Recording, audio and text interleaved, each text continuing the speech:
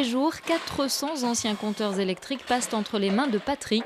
Sa mission, démonter toutes les pièces qui peuvent être recyclées et revalorisées. Sur cette chaîne de démantèlement, on retrouve les compteurs obsolètes de notre région, mais aussi de 3 autres régions de France. Toute l'année, en 2-8, ils sont 15 salariés à démonter ces vieux appareils pour qu'aucune des pièces qui les composent ne finisse en enfouissement. Moi, depuis 6 heures du matin, avec les visseuses, dévisseuses, qu'on démonte les relais, et puis les compteurs pour pouvoir arriver à quelque chose. C'est le premier travail que j'ai fait et ça m'a plu tout de suite.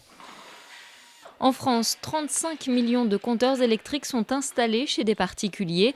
Tous doivent être remplacés d'ici 2021 par des compteurs Linky. C'est donc autant de vieux appareils qu'il faut recycler.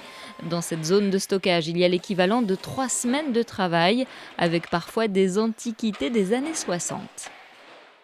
On va retirer de cet appareil toute la partie cuivre, aluminium, acier et la partie bakélite. L'objectif, c'est que le démantèlement et le recyclage de cette matière soit un recyclage propre, c'est-à-dire qu'il ne soit pas ni en déchetterie ni en enfouissement, mais en revalorisation soit de matière, soit calorifique pour certains produits.